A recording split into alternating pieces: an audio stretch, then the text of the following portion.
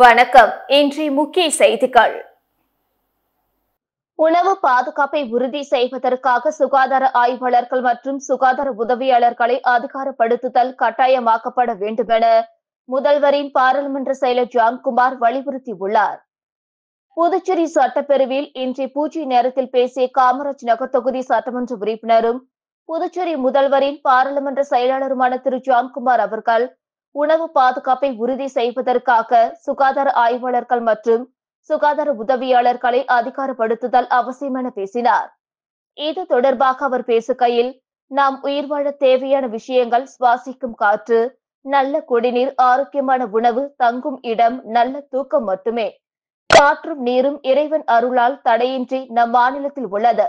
ஆனால் நாம் உண்ணும் உணவில் கலப்படம் அதிகரித்து வருவதால் மக்களின் ஆரோக்கியம் பெரிதும் பாதிக்கப்படுகிறது. கலப்பட உணவு உட்கொள்வதால் மலட்டுத்தன்மை போன்ற பல்வேறு உடல்நல பிரச்சனைகள் ஏற்படுகின்றன. முன்பு நாம் இருவர் நமக்கு ஒருவர் என்று அரசாங்கம் வீடுகளுக்கு சென்று விழிப்புணர்வு ஏற்படுத்திய காலம் மாறி இன்று நாம் இருவர் நமக்கு வேண்டும் ஒருவர் என்று மக்கள் மருத்துவமனைகளை நாடும் காலமாக மாறி உள்ளது. இதனை தடுக்க உணவு பாதுகாப்பை உறுதி செய்ய வேண்டும் என்று பேசிய அவர், பாதுகாப்பற்ற உணவு மற்றும் அதன் விளைவுகள் தொடர்பாக தெளிவாக எடுத்துரைத்தார்.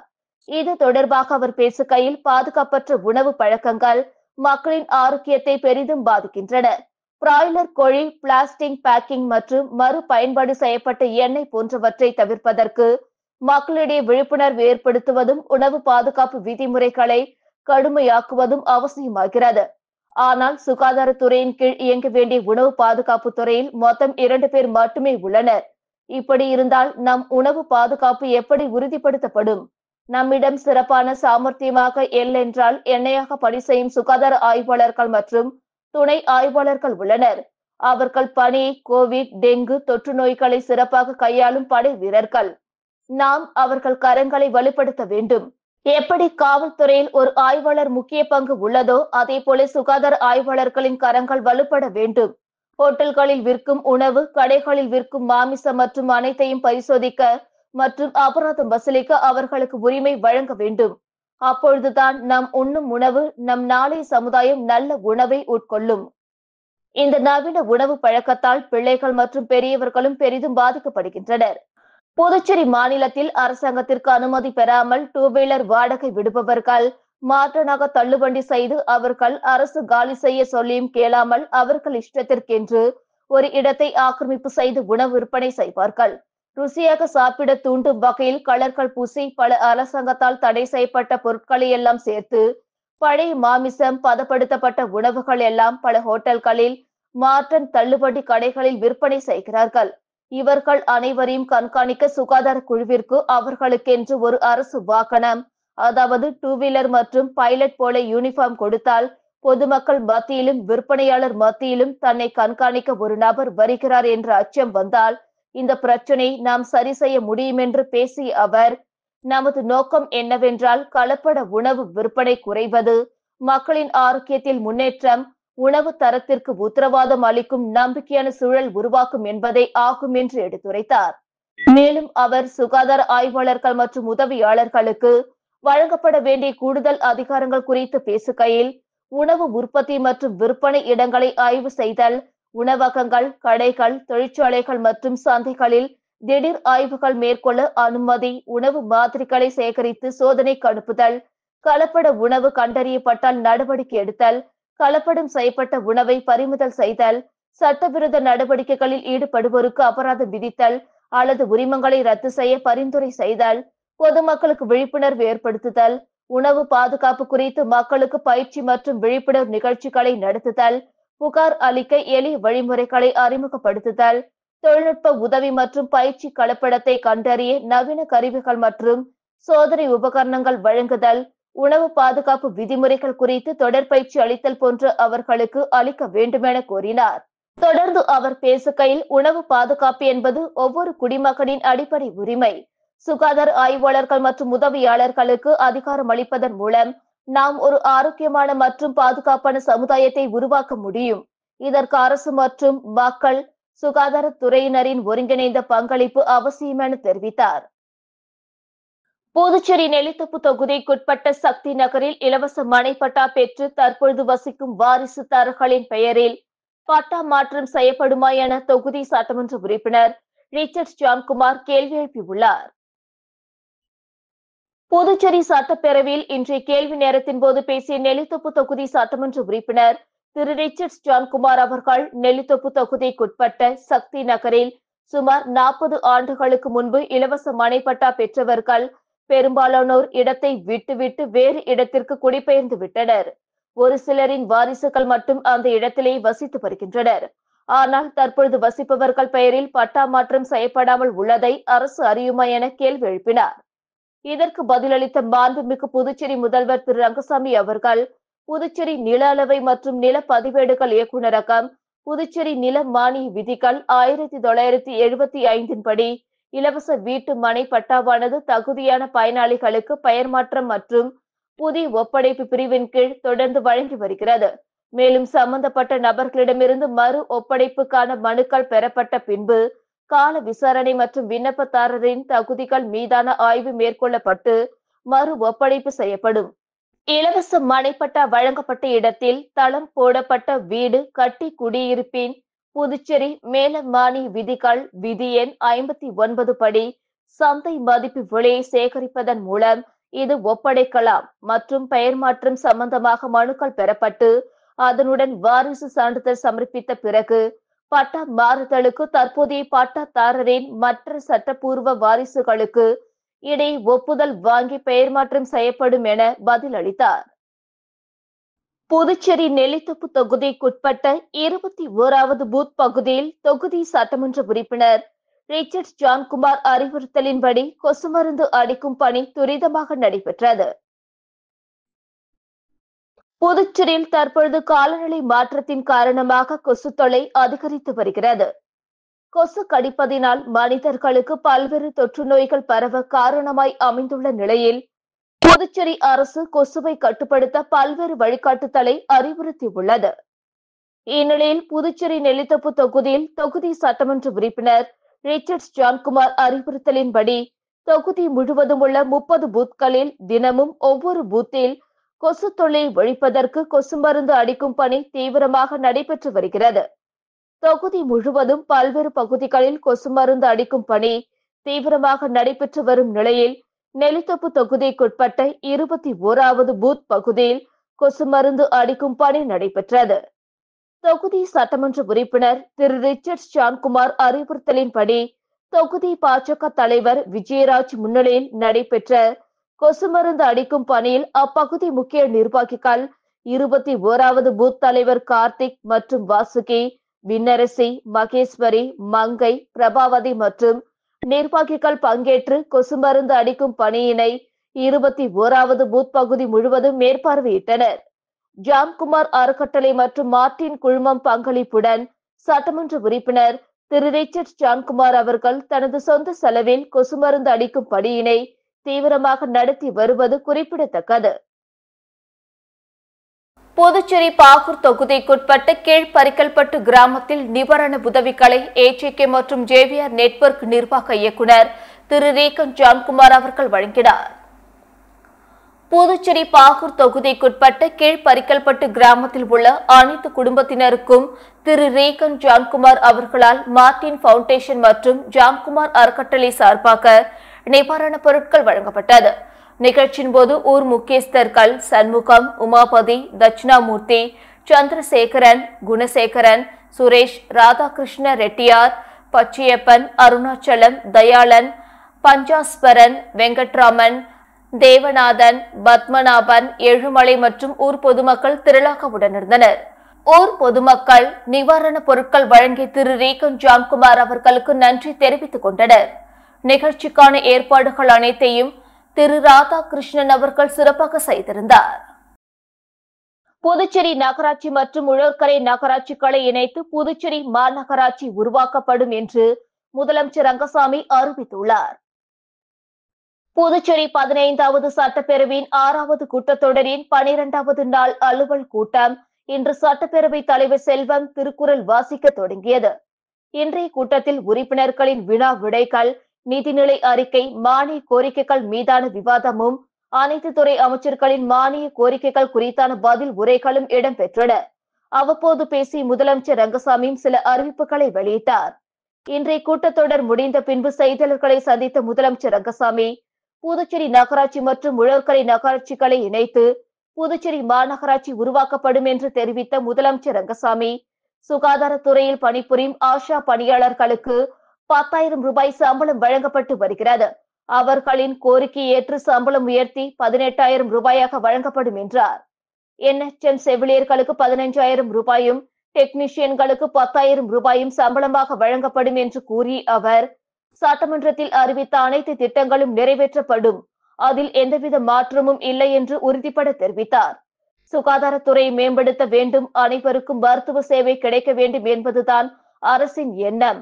கூட்டுறவு நிறுவனங்களும் தற்பொழுது மேம்பட்டு வருகிறது. லிங்கா ரெட்டிப்பாளையம் சர்க்கரை ஆலையும் உடனடியாக திறக்கப்படும் என்றார்.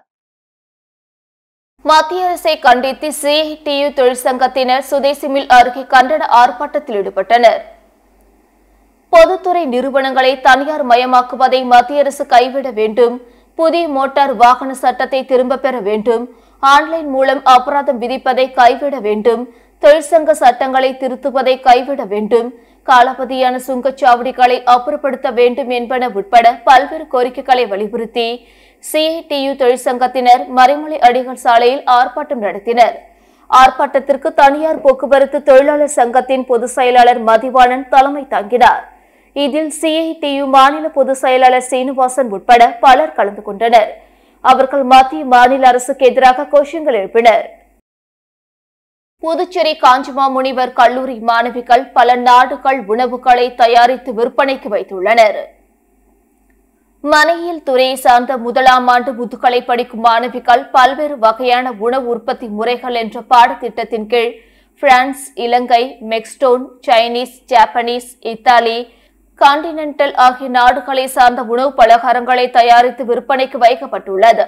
இந்த நிகழ்ச்சியை கல்லூரி இயக்குநர் முனைவர் செல்வராஜ் மற்றும் ஹோட்டல் செண்பகாவின் கார்த்திகேயன் துவக்கி வைத்து தலைமை உரையாற்றினார். மனையியல் துறையின் தலைமை பேராசிரியர் முனைவர் அலமேலு மங்கை துவக்க உரையாற்றினார். மேலும் இந்நிகழ்ச்சியில் கல்லூரியை சார்ந்த பேராசிரியர்கள் மற்றும் மாணவ மாணவியர்கள் பங்கேற்றனர். நிறைவில் முனைவர் ரஜினி சன்னொலியன் ஒருங்கிணைத்து நன்றி கூறினார். புதுச்சேரி சபாநாயகரை ஒருமையில் விமர்சனம் செய்த சுயேட்சை சட்டமன்ற உறுப்பினர் நேருவை சபாநாயகர் உத்தரவுப்படி சபை காவலர்கள் குண்டுகட்டாக பேரவையிலிருந்து வெளியேற்றிய சம்பவம் பரபரப்பை ஏற்படுத்தியுள்ளது. புதுவை சட்டசபையில் நேற்று பூஜ்ய நேரத்தை தொடர்ந்து பேரவைத் தலைவர் செல்வம் சட்டசபை குழுக்களுக்கான தற்போதைய தலைவர்கள், உறுப்பினர்கள் இந்த ஆண்டும் நீட்டிக்கப்படுவதாக அறிவித்தார். இது தொடர்பான விவாதத்தில் சுயேட்சை MLA சபாநாயகரிடம் கடும் வாக்குவாதத்தில் ஈடுபட்டார். மேலும் சபாநாயகர் தான் தோன்றித்தனமாக பேசுகிறார், சபாநாயகராக இருக்க தகுதி இல்லை, நீங்கள் ஒரு அவமான சின்னம் என கூறி சபாநாயகரை ஒருமையில் பேசினார். இதைத் தொடர்ந்து ஒருமையில் பேசிய நேருவை சபை காவலர்கள் அவையிலிருந்து வெளியேற்றவும், வெளியேற மறுத்தால் குண்டுகட்டாக தூக்கி வெளியேற்றவும் சபாநாயகர் செல்வம் உத்தரவிட்டார். தொடர்ந்து சபை காவலர்கள் நேருவை வலுக்கட்டாயமாக அவையிலிருந்து வெளியேற்றினர். மேலும் சட்டமன்ற உறுப்பினர் என்பதை மறந்து ஒழுங்கினமாக செயல்பட்ட நேருவை இந்த கூட்டத்தொடர் முழுவதும் சஸ்பெண்ட் செய்வதாக சபாநாயகர் செல்வம் அறிவித்தார். அப்பொழுது முதல்வர் ரங்கசாமி எழுந்து, நேரு உணர்ச்சி வசப்பட்டு பேசக்கூடியவர், அதுபோன்ற ஒரு நிலையில் அவர் பேசியதை சபாநாயகர் மன்னித்து அவர் மீண்டும் அவை நிகழ்வுகளில் பங்கேற்க அழைப்பு விடுக்குமாறு சபாநாயகரை கேட்டுக் கொள்கிறேன் என்றார். முதல்வர் விடுத்த வேண்டுகோளை ஏற்று நேருவை மீண்டும் அவை நிகழ்ச்சிகளில் பங்கேற்க வருமாறு அழைப்பு விடுகிறேன் என சபாநாயகர் தெரிவித்ததை தொடர்ந்து நேரு அவை நிகழ்வுகளில் பங்கேற்று தனது கருத்துக்களை எடுத்துரைத்தார். புதுச்சேரி சுகாதாரத்துறையில் பணிபுரியும் NHM ஊழியர்கள் பணி நிரந்தரம் மற்றும் சம்பள உயர்வு வழங்க வலியுறுத்தி இயக்குநர் அலுவலகம் முன்பு தர்ணா போராட்டத்தில் ஈடுபட்டனர். புதுச்சேரி சுகாதாரத்துறையில் 20 ஆண்டுகளுக்கு மேலாக அனைத்து அரசு மருத்துவமனை, மகப்பேறு மருத்துவமனை மற்றும் ஆரம்ப சுகாதார நிலையத்தில் பல்வேறு கட்டங்களில் பல்வேறு பொறுப்புகளில் திறம்பட பணிபுரிந்து வருகிறார்கள். இவர்களுக்கு மிக குறைந்த அளவே ஊதியம் வழங்கப்பட்டு வருகிறது. எனவே ஊழியர்களை பணி நிரந்தரம் செய்ய ஊதியம் உயர்வு வழங்க வேண்டும் என்று பல கட்ட போராட்டங்களை நடத்தி வருகின்றனர். மேலும் மத்திய அரசு NHM ஊழியர்களை பணி நிரந்தரம் செய்து ஊதிய உயர்வு வழங்க வேண்டும் என்று புதுச்சேரி அரசுக்கு பலமுறை கடிதம் அனுப்பியுள்ளது. ஆனால் அரசும் அதன் மீது எந்தவித நடவடிக்கையும் எடுக்கவில்லை. இந்த நிலையில் பணி நிரந்தரம் மற்றும் ஊதிய உயர்வு வழங்க வேண்டும் என வலியுறுத்தி பணியை புறக்கணித்த NHM ஊழியர்கள் சுகாதாரத்துறை இயக்குநர் அலுவலகம் முன்பு அமர்ந்து தர்ணா போராட்டத்தில் ஈடுபட்டனர். இந்த போராட்டத்தில் 100க்கும் மேற்பட்ட ஊழியர்கள் கலந்து கொண்டு கோரிக்கைகளை வலியுறுத்தி கண்டன கோஷங்களை எழுப்பினார்கள். புதிய மதுபான தொழிற்சாலைக்கு எதிர்ப்பு தெரிவித்தும் பட்ஜெட்டை கண்டித்தும் இடதுசாரிகள் கட்சிகள் சார்பில் கண்டன ஆர்ப்பாட்டம் சட்டப்பேரவை அருகே நடைபெற்றது. NR காங்கிரஸ் பாஜக கூட்டணி அரசின் பட்ஜெட்டை கண்டித்தும் மாற்று திட்டங்களை வலியுறுத்தி சட்டமன்றம் முன்பு கண்டன ஆர்ப்பாட்டம் நடைபெறும் என கம்யூனிஸ்ட் கட்சிகள் அறிவித்திருந்தன. அதன்படி இந்திய கம்யூனிஸ்ட் கட்சி, மார்க்சிஸ்ட் கம்யூனிஸ்ட் கட்சி, மார்க்சிஸ்ட் லெனினிஸ்ட் கட்சி சார்பில் கண்டன ஆர்ப்பாட்டம் சட்டப்பேரவை அருகே நடைபெற்றது. இந்திய கம்யூனிஸ்ட் கட்சி சார்பில் மாநில செயலாளர் சலீம், முன்னாள் அமைச்சர் விஸ்வநாதன், முன்னாள் MLA நாரா கலைநாதன் மற்றும் மார்க்சிஸ்ட் கம்யூனிஸ்ட் கட்சி சார்பில் மாநில செயலாளர் ராமச்சந்திரன், மாநில செயற்குழு உறுப்பினர் ராஜாங்கம் உட்பட 100க்கும் மேற்பட்ட கம்யூனிஸ்ட் கட்சியினர் கலந்து கொண்டு புதுவை அரசை கண்டித்து கண்டன உரையாற்றினார்கள். அப்பொழுது புதிய மதுபான தொழிற்சாலைக்கு அனுமதி வழங்கக்கூடாது, ரெஸ்டோ பார்களை முறைப்படுத்த வேண்டும், இளைஞர்களுக்கு வேலைவாய்ப்பு வழங்க வேண்டும், ஜவுளி பூங்கா அமைக்க நடவடிக்கை எடுக்க வேண்டும் உள்ளிட்ட பல்வேறு கோரிக்கைகளை வலியுறுத்தி கோஷங்கள் எழுப்பினர். IPL கிரிக்கெட் வெற்றி குறித்து தனியார் செயலிகள் மூலம் இணையவழி மோசடிக்காரர்கள் போலி செயல்கள் பயன்படுத்த வேண்டாம் என சைபர் கிரைம் போலீசார் எச்சரித்துள்ளனர். Puducherry cyber crime SP Baskaran வெளியிட்டுள்ள எச்சரிக்கை பதிவில் IPL கிரிக்கெட் போட்டிகளின் வெற்றி வாய்ப்புகளின் வீரர்களின் தரங்களை பொறுத்து பெட்டிங் எனப்படும் தனியார் செயலிகள் போன்று மோசடிக்காரர்கள் போலி செயல்களில் பொதுமக்கள் பணத்தை பெட்டிங் கட்டி ஏமாற வேண்டாம். ஹோட்டல்கள், பார், ரெஸ்டோ பார் மற்றும் தனியார் இடங்களில் IPL கிரிக்கெட் போட்டி பெட்டிங் நடக்கிறதா என சைபர் கிரைம் போலீசார் கண்காணித்து வருகின்றனர். அப்படி யாராவது சிக்கினால் அவர்களின் மீது வழக்கு பதிவு செய்து உரிமங்கள் ரத்து செய்யப்படும். IPL சம்பந்தமாக இணைய வழியில் குற்றம் ஏதேனும் நடக்கிறதா என்பது குறித்து தனிப்படை வைத்து கண்காணிக்கப்படுகிறது என குறிப்பிடப்பட்டுள்ளது. புதுச்சேரியில் அனைத்து கல்லூரி மற்றும் பல்கலைக்கழக மாணவ மாணவிகளுக்கு இந்த ஆண்டு முதல் இலவச பஸ் பாஸ் திட்டம் அறிமுகப்படுத்தப்படும் உள்ளிட்ட பல்வேறு அறிவிப்புகளை அமைச்சர் நமச்சிவாயம் அறிவித்தார். புதுச்சேரி சட்டப்பேரவை கூட்டத்தொடரில் அமைச்சர் நமச்சிவாயம் இன்று பல்வேறு அறிவிப்புகளை வெளியிட்டார். அதன்படி புதுச்சேரியில் பொருளாதார மற்றும் சைபர் குற்றம் அதிகரித்து வருகின்றது. CBCID போலீசார் தற்பொழுது பொருளாதார குற்றங்களை கண்டறிந்து வருகின்றனர். பொருளாதார குற்றம் செய்பவர்கள் கண்டறியப்பட்டு கடுமையான நடவடிக்கை எடுக்கப்படும் என்று தெரிவித்தார். புதுச்சேரி பள்ளி மாணவர்கள் போக்குவரத்து விதிமுறைகள் குறித்து அறிந்து கொள்ளும் வகையில் போக்குவரத்து பூங்கா அமைக்கப்படும். புதுச்சேரியில் உள்ள ஆசிரியர் காலி பணியிடங்கள் நிரப்பப்படும். நீட் பயிற்சி பெற 585 மாணவர்கள் விண்ணப்பித்துள்ள நிலையில் புதுச்சேரி நகர பகுதியில் 2, கிராமப்புறங்களில் 2 மற்றும் காரைக்காலில் 1 நீட் பயிற்சி மையம் அரசு சார்பில் தொடங்கப்படும் என்று தெரிவித்தார். பள்ளி மாணவ மாணவிகளுக்கு இலவச சீருடை, இலவச சைக்கிள், லேப்டாப் போன்றவை வழங்கி வருகின்றோம். இந்த ஆண்டு முதல் அவர்களுக்கு காலணி மற்றும் புத்தக பை வழங்கப்படும் என்று தெரிவித்த அமைச்சர் நமச்சிவாயம், மாணவ மாணவிகளை கண்காணிப்பதற்காக ஸ்மார்ட் அடையாள அட்டை திட்டமும் இந்த ஆண்டு முதல் அமல்படுத்தப்பட உள்ளது உள்ளிட்ட பல்வேறு அறிவிப்புகளை வெளியிட்டார். போலி ஆன்லைன் வர்த்தகத்தில் முதலீடு செய்து புதுச்சேரி நபர் ரூபாய் 24 லட்சம் இழந்தது தொடர்பாக சைபர் கிரைம் போலீசார் விசாரணை மேற்கொண்டு வருகின்றனர். புதுச்சேரி எல்லைப்பிள்ளை சாவடியை சேர்ந்தவர் விக்னேஸ்வரன். இவரை தொடர்பு கொண்ட மர்ம நபர் ஆன்லைன் வர்த்தகத்தில் முதலீடு செய்தால் அதிகம் சம்பாதிக்கலாம் என கூறியுள்ளார்.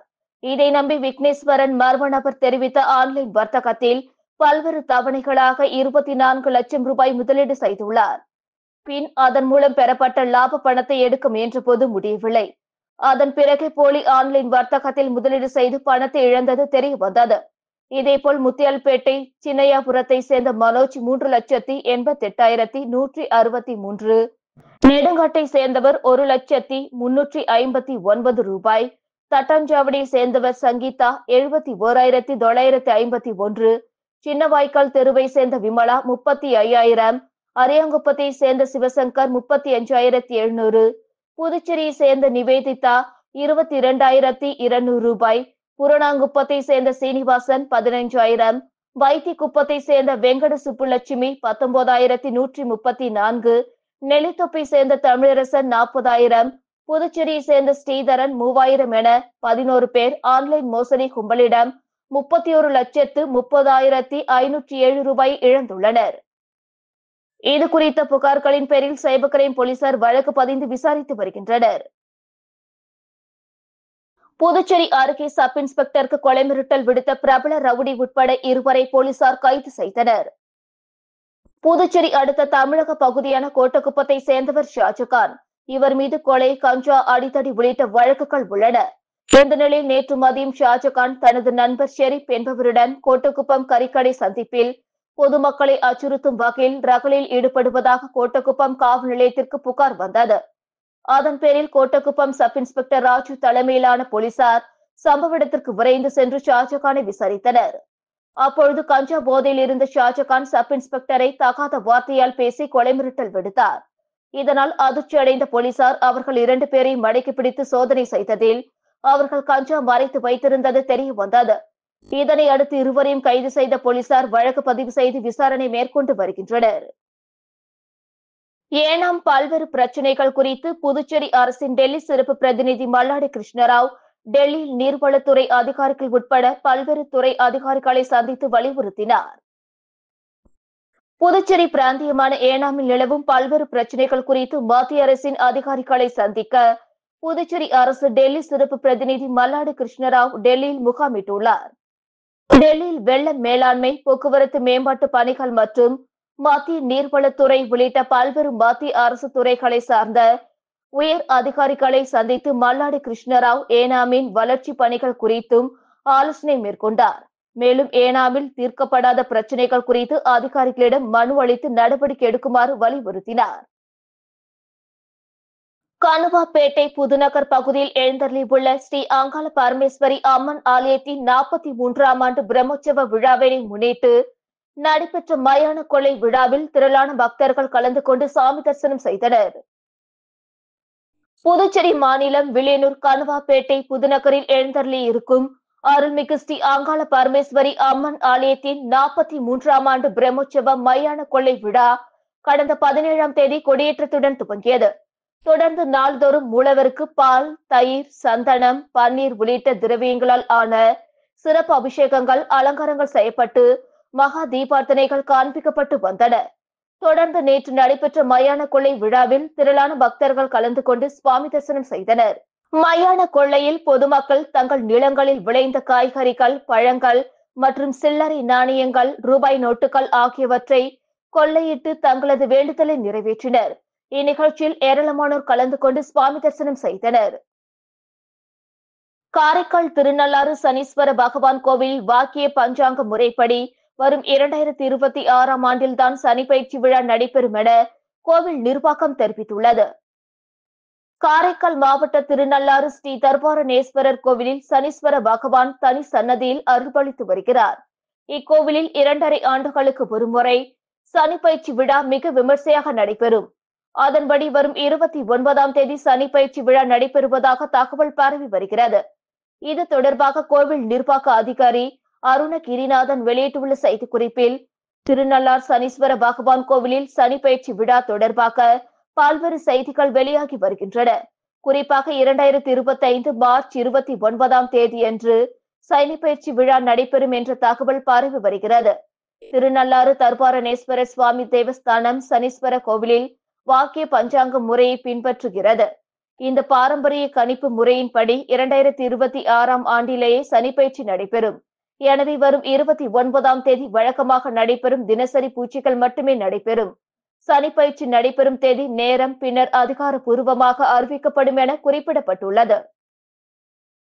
புதுச்சேரி பல்கலைக்கழகத்தில் குறைந்த காலத்தில் சான்றிதழ் பெறுவதற்கான நடவடிக்கை புதுவை அரசு மேற்கொள்ள வேண்டுமென காங்கிரஸ் எம்எல்ஏ ரமேஷ் பரமத் வலியுறுத்தியுள்ளார்.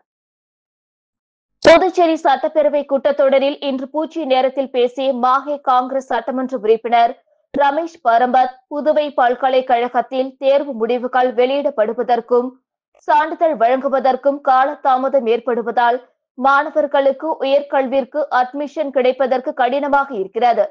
மறு மதிப்பீட்டிற்கான விண்ணப்பங்களில் காலதாமதம் ஏற்படுவதால் மாணவர்கள் மறுபடியும் தேர்வு எழுத வேண்டிய நிலைமை உள்ளது. மதிப்பீட்டு சான்றிதழில் நிறைய தவறுகள் வருகின்றன. ஆன்லைனில் பார்க்கும்போது பாஸ் என்று தெரியும், ஆனால் ரிசல்ட் வந்த பிறகு தோல்வி அடைந்ததாக தெரிகிறது. 2018ஆம் ஆண்டிற்கு பிறகு பல்கலைக்கழகத்தில் மதிப்பெண் பட்டியல் வெளியிடப்படவில்லை. இதற்கு என்ன காரணம் என்று தெரியவில்லை. விண்ணப்பித்த அனைத்து மாணவர்களுக்கும் தேவையான சான்றிதழ்களும் பல்கலைக்கழகத்தில் குறைந்த காலத்திற்குள் சான்றிதழ் பெறுவதற்கு புதுவை அரசு தேவையான நடவடிக்கை எடுக்க கேட்டுக் கொள்கிறேன் என்றார்.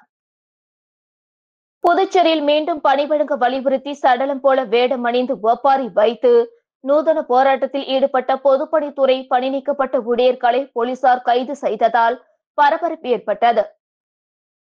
புதுச்சேரி பொதுப்பணித்துறை மற்றும் காமராஜர் வேளாண் அறிவியல் நிலையத்தில் கடந்த 2016ஆம் ஆண்டு பணியமர்த்தப்பட்ட 1000க்கும் மேற்பட்ட வவுச்சர் ஊழியர்கள் தேர்தல் துறை மூலம் பணி நீக்கம் செய்யப்பட்டனர்.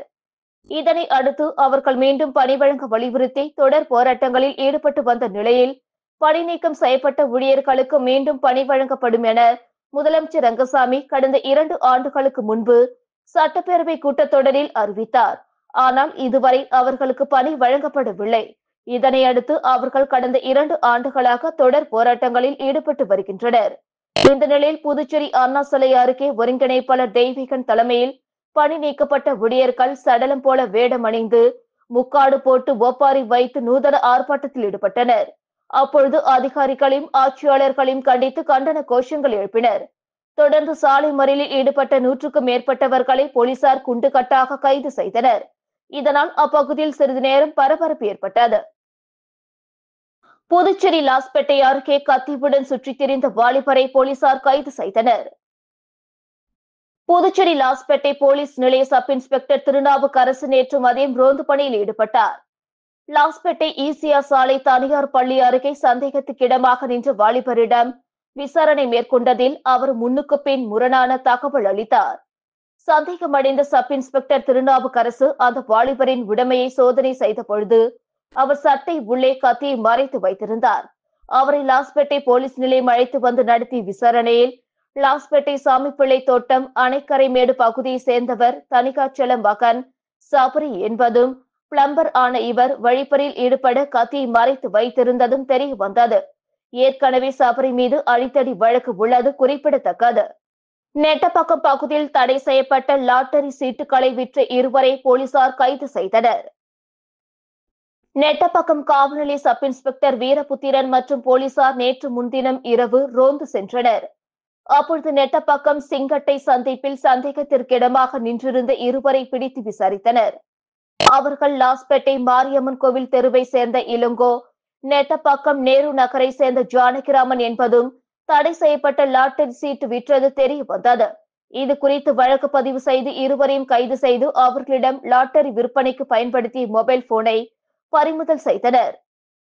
புதுச்சேரி அடுத்த வில்லியனூர் விழுப்புரம் தேசிய நெடுஞ்சாலை ஆரியபாளையம் அருகே புதுச்சேரி போக்குவரத்து துறை ஆணையர் சிவக்குமார் தலைமையில் போக்குவரத்து அமலாக்க படையினர் திடீரென வாகன சோதனையில் ஈடுபட்டனர். புதுச்சேரியில் விபத்துக்களை தடுப்பதற்கு போக்குவரத்து காவல்துறை மட்டுமல்லாமல் போக்குவரத்து துறையும் இணைந்து செயல்படுகிறது. அதன் அடிப்படையில் குறிப்பாக கனரக வாகனங்கள், பேருந்துகள் மற்றும் இருசக்கர வாகனங்களை நிறுத்தி ஓட்டுநர் உரிமம் மற்றும் வாகனத்திற்கு தகுந்த ஆவணங்கள் உள்ளதா எனவும், வாகனங்களில் அதிக அளவில் சத்தம் கேட்கின்ற ஒலிப்பான் பொருத்தப்பட்டுள்ளதா என போக்குவரத்து துறையினர் சோதனையில் ஈடுபட்டனர்.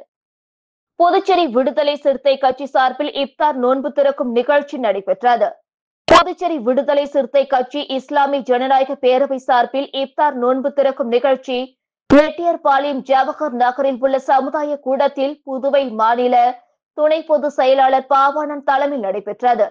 இந்த நோன்பு திறக்கும் நிகழ்ச்சியில் தமிழ் மீனவர் விடுதலை வேங்கைகள் தலைவர் மங்கையர் செல்வம், சிபிஎம் பெருமாள், மஜ்லிஸ் கட்சி தலைவர் சம்சுதீன், கபிலன், அப்ரார் உசேன், முகமது ஹசன், முபாரக் ஜலாலுதீன், அன்பரசன் ஆகிய சிறப்பு அழைப்பாளர்களாக கலந்து கொண்டனர். மேலும் இந்நிகழ்ச்சியில் இஸ்லாமிய பேரவையின் சார்பில் பக்ருதீன், ஷேக் ஹாதி பாஜி, ஈழவேந்தன், மலரவன், ஆற்றலரசு, தீன் தமிழன், பைந்தமிழ் வளவன், ஹசன் பேக் உட்பட பலர் கலந்து கொண்டு நோன்பு திறந்தனர். இத்துடன் செய்திகள் நிறைவடைந்தன. வணக்கம்.